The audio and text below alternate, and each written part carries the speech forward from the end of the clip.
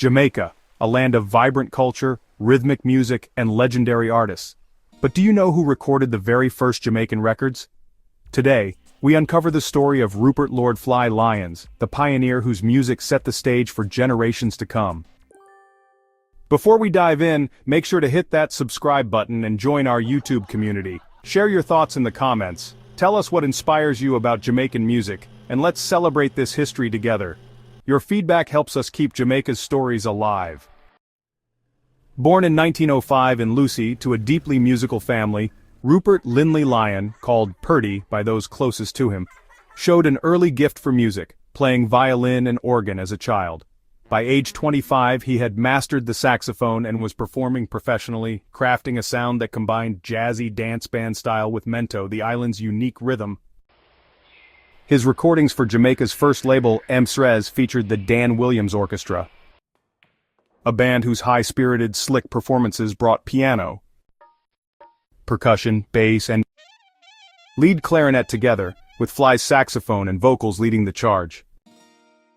You know, though his music might sound a bit different from the reggae and dancehall we know today, these pioneering records really laid the groundwork for Jamaica's entire musical legacy.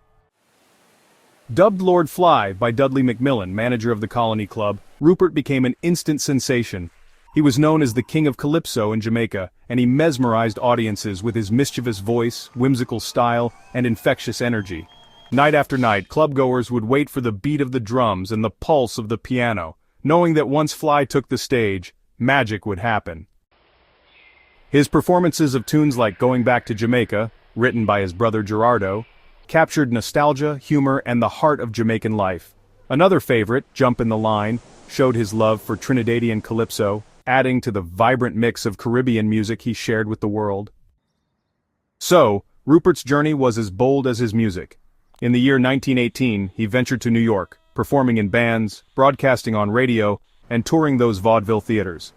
After returning to Jamaica in 1923, he shared his international experience before heading off to Cuba, where he played with rumba bands and absorbed new rhythms that would, really color his future recordings. Back home, Fly joined the Sagwa Show, and later teamed up with pianist Kid Harry in Montego Bay. His talent soon reached royal ears, performing for the Duke of York, who would later become King George VI, and the Prince of Wales, later the Duke of Windsor, during their visits in 1928. During World War II, Fly's saxophone and vocals lifted spirits at USO events, performing for armed forces all across Jamaica. His dedication earned him a special pin from the American Army, a symbol of his role in spreading joy through music. After the war, Lord Fly became the star of the Colony Club, leading the calypso craze that captivated Jamaica. Collaborating with his brother Gerardo on songs, he gave the people tunes that made them dance, laugh, and remember the joy of home. His legacy was more than music, it was inspiration, culture, and national pride. Though mento has evolved into ska, reggae, and dancehall, it all started here, with the first notes of Lord Fly's saxophone, the first records pressed, and the first songs that made people move.